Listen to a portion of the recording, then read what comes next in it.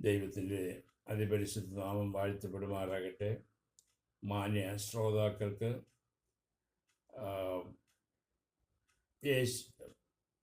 ഭൂമിയിൽ സമാധാനം piece on earth എന്ന ചാനലിലേക്ക് നിങ്ങളെ വീണ്ടും സ്വാഗതം ചെയ്യുന്നു. നിങ്ങൾ കാണിക്കുന്ന എല്ലാ സഹകരണത്തിനും നന്ദി പറയുന്നു. ബൈബിളിലെ ഭാഗങ്ങളെ വായിച്ച് ചിന്തിക്കുകയാണ് ഞങ്ങളുടെ പ്രധാന ലക്ഷ്യം.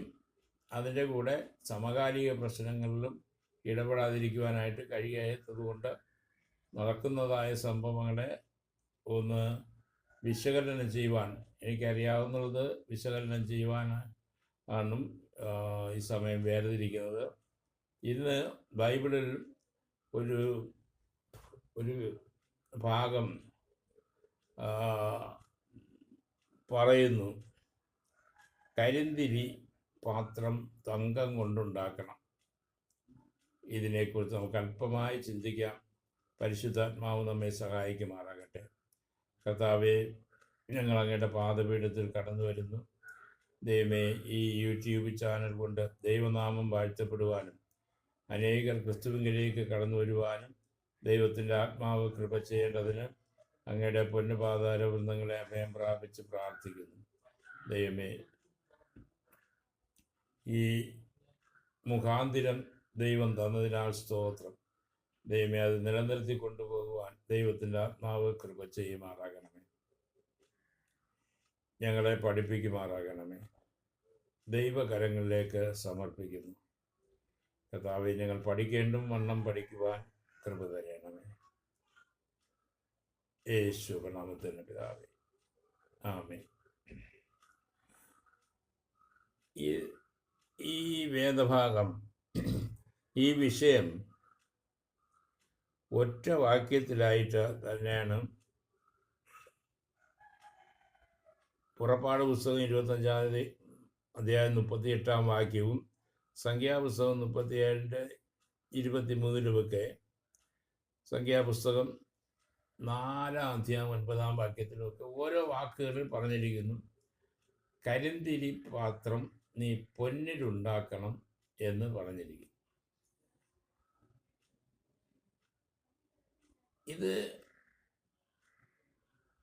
ബൈബിൾ പഠിക്കുന്നതായ ഓരോ പ്രിയപ്പെട്ടവർക്കും പഠിക്കുവാനുള്ളതായ ഒരു ഭാഗമാണ് എന്ന് ഞാൻ ചിന്തിക്കുന്നു. കരിന്തിരി പാത്രം എന്ന് പറഞ്ഞാൽ സമാഗമന കൂടാരത്തിൽ എപ്പോഴും നിരന്തരം വിളക്ക് കത്തിക്കൊണ്ടിരിക്കണം എന്നാണ് പ്രമാണം. വിളക്ക് അണഞ്ഞു പോകാനായിട്ട് പാടില്ല. അങ്ങനെ വിളക്ക് കത്തിക്കൊണ്ടിരിക്കുമ്പോൾ, ആ വിളക്ക് എന്ന് പറയുന്നത് പോലെ ഇന്നത്തെ വൈദ്യുതി വിളക്കുകളൊന്നുമല്ല, എണ്ണയിൽ തിരിയിട്ട് നിലവിളക്കുകൾ 7 തട്ടുള്ളതായ നിലവിളക്ക് കത്തിച്ച് അത് അണയാതെ സൂക്ഷിക്കണം. അത് പുരോഹിതന്മാരുടെ ജോലിയായിരുന്നു, അത് അണയാതെ സൂക്ഷിക്കുക എന്നുള്ളത്. അതങ്ങനെ ചെയ്യുമായിരുന്നു അവർ. നമുക്ക് അറിയാവുന്നതുപോലെ സമാഗമന കൂടാരത്തിൽ യാഗമാണ് ഏറ്റവും പ്രധാനമായ സബ്ജക്റ്റ്. യാഗം കഴിക്കുന്ന വിധങ്ങളെക്കുറിച്ച് പുറപ്പാട്, ലേവ്യ, സംഖ്യ, ആവർത്തനം എന്നീ പുസ്തകങ്ങളിലൊക്കെ വളരെ വിശദമായി എന്ന് വേണ്ട പഴയ നിയമത്തിൻ്റെ എല്ലാ ഭാഗത്തും യാഗത്തെക്കുറിച്ച് പറയുന്നുണ്ട്. പുതിയ നിയമത്തിൽ സ്തോത്രയാഗം അർപ്പിക്കുന്നതിന് തുല്യമാണ് പഴയ നിയമത്തിൽ ഒരു കാളയൊക്കെ അർപ്പിക്കുന്നത്. അപ്പോൾ സ്തോത്രയാഗം അർപ്പിക്കുന്നവനെ മഹത്വപ്പെടുത്തുന്നത് തിരുവചനം പഠിപ്പിക്കുന്നു. ദൈവത്തെ മഹത്വപ്പെടുത്തുവാൻ ഇന്ന് നമുക്ക് കാളയും ആടും കോഴിയും ഒന്നും കൊണ്ടുപോകേണ്ട കാര്യമില്ല. നമ്മുടെ അധരഫലം അർപ്പിച്ച് ഹൃദയത്തിൽ നിന്ന് വരുന്ന ഭാഷയിൽ ദൈവത്തെ സ്തുതിക്കുവാൻ കഴിയും. അതുകൊണ്ടാണ് ഒരു ചെലവും ഇന്നില്ല എന്നതാണ് ഏറ്റവും വലിയ പ്രത്യേകത. നമ്മൾ ഇന്ന് സാധാരണ പ്രസംഗിക്കുമ്പോഴൊക്കെ കുറച്ച് പഴയ നിയമവും കുറച്ച് പുതിയ നിയമവും, അതായത് നമുക്കിഷ്ടമുണ്ടെങ്കിൽ പഴയ നിയമവും പുതിയ നിയമവും എടുക്കും, നമുക്കിഷ്ടമുണ്ടെങ്കിൽ പഴയ നിയമത്തിൽ ചിലതെടുക്കും. ഇപ്പോൾ ദശാംശം എന്ന് പറയുന്ന ഒരു സാധനം പഴയ നിയമത്തിലുണ്ട്. അതൊരു കൽപ്പന പോലുമല്ല. അത് ദൈവം 10 കൽപ്പനയിൽ അത് ഉൾപ്പെടുത്തിയിട്ടില്ല. ഒരാൾക്ക് കിട്ടുന്നതിൽ 10-1 ദൈവത്തിൻ്റെ നാമമുഖത്തിന് വേണ്ടി കൊടുക്കണമെന്നുള്ളതാണ് അതിൻ്റെ രത്നചുരുക്കം എന്ന് പറയുന്നത്. അങ്ങനെ ഇസ്രായേൽ മക്കൾ ചെയ്യുമായിരുന്നു. പക്ഷെ അതിനൊരുപാട് വ്യവസ്ഥകളും പറഞ്ഞിരുന്നു. ആരൊക്കെ വാങ്ങണം, ആർക്കേ വാങ്ങാവൂ, ആരൊന്നും വാങ്ങാൻ പാടില്ല, ആ വാങ്ങുന്ന ആളുകൾക്കുണ്ടായിരിക്കേണ്ടതായ ഗുണഗണങ്ങൾ എന്തൊക്കെയാണ് എന്നീ കാര്യങ്ങൾ വളരെ വിശദമായി പഠിപ്പിക്കുന്ന ഒരു പുസ്തകമാണ് പഴയ നിയമ പുസ്തകം. എന്നാൽ പുതിയ നിയമത്തിൽ കർത്താവ് പറഞ്ഞു കൊടുപ്പിനെന്നാൽ നിങ്ങൾക്ക് കിട്ടും എന്നുള്ള ആ ഭാഗത്തെയാണ് സൂചിപ്പിക്കുന്നത്. ശരി, അത് മറ്റൊരു ഭാഗമായതുകൊണ്ട് നമുക്ക് ഇവിടെ അവസാനിപ്പിക്കുന്നു. ഈ നിലവിളക്ക് ഈ അടുത്ത സമയത്ത് ഒരു സഹോദരൻ ചോദിച്ചത്, നിലവിളക്ക് ക്രിസ്ത്യാനികൾക്ക് കത്തിക്കാമോ? നിലവിളക്ക് ക്രിസ്ത്യാനികൾ കത്തിക്കാൻ പാടുണ്ടോ എന്ന് അദ്ദേഹം ചോദിച്ചു. അപ്പോൾ ഞാൻ പറഞ്ഞു, എന്തിനാണ് ഈ നിലവിളക്ക് കത്തിക്കുന്നത്?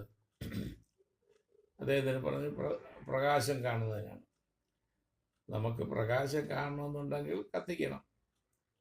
അതിന് ഇന്നത്തെ കാലത്ത് സ്വിച്ചിട്ടാൽ മതി കത്തുന്നതായ മാർഗങ്ങളുണ്ട്. അന്ന് ഇല്ലായിരുന്നു. ഇന്നും നമുക്ക് അതില്ലാത്ത സ്ഥലത്ത് നിലവിളക്ക് കത്തിക്കാം. പിന്നെ വിളക്ക് ഉണ്ടായിരിക്കുമ്പോൾ തന്നെ അതിൻ്റെ കൂട്ടത്തിൽ ഒരു മെഴുകുതിരിയും കത്തിച്ച് വയ്ക്കുന്നത് എത്രമാത്രം യോഗ്യമാണ് എന്നുള്ളതിനെക്കുറിച്ച് ചിന്തിക്കേണ്ട കാര്യമാണ്. ചുമ്മാ കോടാനുകോടി രൂപയുടെ മെഴുകുതിരി ചുമ്മാ കത്തിച്ച് കളയുക, വെറുതെ. ദൈവത്തിനകത്ത് പ്രസാദം ഉണ്ടോ എന്ന് ചോദിച്ചാൽ ഈ വിളക്കിലാണോ ദൈവം കാണുന്നത്? ഇല്ല, ഒരിക്കലുമല്ല. അത് മറ്റ് വിഷയങ്ങളാണ്. അപ്പോൾ ഈ കരിന്തിരി പാത്രത്തിന് ഒരു പൊന്നുകൊണ്ടൊരു പാത്രം ഉണ്ടാക്കണം എന്നാണ്. ഇതിനെ പ്രത്യേക രീതിയിൽ കരിന്തിരിയെ അടച്ച് സൂക്ഷിച്ച് ഇത് പുറത്ത് കൊണ്ടുപോകണം. ഒരുപാട് ദിവസം, മാസങ്ങൾ വർഷങ്ങൾ ചിന്തിച്ചിട്ടും പിടികിട്ടാത്ത ഒരു സംഭവമായിരുന്നു കരിന്തിരി. മറ്റുള്ള സാധനങ്ങൾ, ഈ യാഗത്തിന് കൊണ്ടുവരുന്ന മൃഗങ്ങളുടെ ഉടല് പോലും പാളയത്തിന് പുറത്തു കൊണ്ട് ചുട്ടുകളയുമ്പോൾ ഈ കരിന്തിരിയെ സംരക്ഷിക്കാൻ ദൈവം എന്തുകൊണ്ടാണ് പൊൻപാത്രം അല്ലെങ്കിൽ തങ്കം കൊണ്ട് പാത്രം ഉണ്ടാക്കാൻ പറഞ്ഞത് എന്ന് ചിന്തിച്ചു. ഞാൻ എൻ്റെ വിഷനിൽ അവസാനം ഞാൻ പെട്ടത്, ദൈവം തനിക്ക് വേണ്ടി ശുശ്രൂഷ ചെയ്യുന്നവരെ സംരക്ഷിക്കുന്ന വിധങ്ങളെയാണ്, അവരെ ഓർക്കുന്നതായ വിധങ്ങളെയാണ് ഞാൻ ചിന്തിച്ചത്. ഈ കരിന്തിരി പണ്ട് കരന്തിരി ആയിരുന്നില്ല. അത് നല്ല തിരിയായിരുന്നു, നല്ല ശുദ്ധമായ വെളുത്ത തിരിയായിരുന്നു. എന്നാൽ ഇത് അനേകർക്ക് വേണ്ടി പ്രകാശിച്ച് കഴിഞ്ഞപ്പോൾ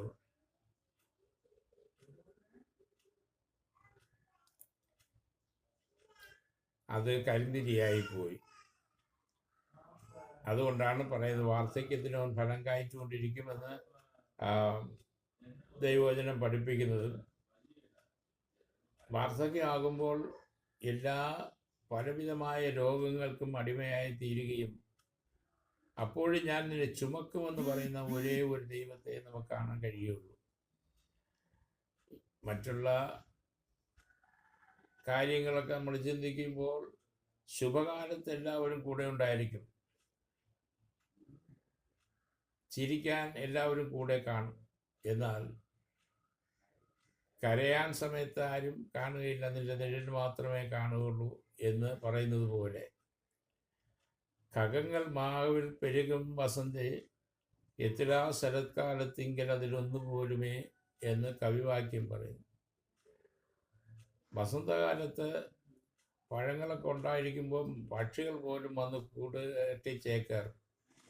എന്നാൽ ശരത്കാലത്ത് ആ മരമെല്ലാം ഇഴകൊഴിഞ്ഞ് നിൽക്കുമ്പോൾ പക്ഷികൾ പോലും വന്ന് നോക്കാറില്ല. എന്നാൽ ദൈവം പറയുന്നത് കരിന്തിരിയായത് ശേഷവും ദൈവം ഈ ശുശ്രൂഷ ചെയ്തവരെ കുറിച്ച് ഓർക്കുകയും ബഹുമാനിക്കുകയും ചെയ്യുന്നു എന്നുള്ള സത്യം ആണ് നമ്മളെ പഠിപ്പിക്കുന്നത് എന്ന് എനിക്ക് മനസ്സിലാക്കുവാൻ കഴിയും. പ്രിയ ദൈവമക്കളെ, ശുശ്രൂഷ ചെയ്യുക എന്ന് പറയുമ്പോൾ പ്ലാറ്റ്ഫോമിൽ വന്ന് നിന്ന് പ്രസംഗിക്കുന്നതല്ലല്ലോ ശുശ്രൂഷ. കർത്താവിൻ്റെ നാമമഹത്വത്തിന് വേണ്ടി ചെയ്യുന്നത് ഏത് കാര്യവും ശുശ്രൂഷകളിൽപ്പെടും. ദൈവനാമമഹത്വത്തിന് വേണ്ടി ഒരു സ്തോത്രയാഗം അർപ്പിച്ചാൽ അതിന് പ്രതിഫലമുണ്ടെന്ന് കർത്താവ് പറയുന്നു. അങ്ങനെയെങ്കിൽ നമ്മൾ ഒരു ദിവസം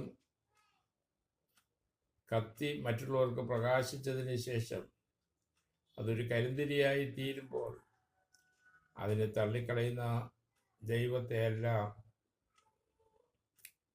നാം സ്നേഹിക്കുന്നത്, സേവിക്കുന്നത്. അവൻ വാക്ക് മാറാത്തവനാണ്, വാഗ്ദത്തങ്ങളിൽ വിശ്വസ്തനാണ്. അതിനെ സൂചിപ്പിക്കുന്നതായ ഒരു സംഭവമാണ് നമ്മളെ പഠിപ്പിക്കുന്നത്. കരിന്തിരിയെ നീ പൊൻപാത്രത്തിലാക്കി വയ്ക്കണം. സർവശക്തനായ ദൈവമേ, ഞങ്ങളുടെ സ്വർഗീയ പിതാവേ, ഞങ്ങളെ പഠിപ്പിച്ച വിധങ്ങളെ ഓർത്ത് സ്തോത്രം ചെയ്യുന്നു. ദൈവമേ, വാർദ്ധക്യവും കഷ്ടപ്പാടുകളുമുള്ള കാലത്ത് നീ എന്നെ തള്ളിക്കളയരുതേ എന്ന് അപ്പോസ്തലൻ പറയുന്നു. വരും തലമുറ അറിയിക്കേണ്ടതിന് എൻ്റെ ആയുസ് ജീവിച്ചിരുന്നെങ്കിൽ കൊള്ളായിരുന്നു എന്ന് ഭക്തന്മാർ പറയുന്നു. അതെ, ദീർഘായുസുണ്ട്, ഞാൻ അവന് തൃപ്തി വരുത്തും, എൻ്റെ രക്ഷ അവനെ കാണിച്ചു കൊടുക്കും. വാഗ്ദത്തം ഞങ്ങൾക്കും ഞങ്ങളുടെ മക്കൾക്കും കർത്താവിൻ്റെ നാമത്തെ പുകഴ്ത്തുന്ന എല്ലാവർക്കും ഉള്ളതായിരിക്കുക. സ്തോത്രം. ഞങ്ങളെ സഹായിക്കണമേ, ഞങ്ങളെ ഉറപ്പിക്കണമേ. യേശുവിൻ്റെ നാമത്തിൽ തന്നെ പിതാവേ, ആമേൻ, ആമേൻ.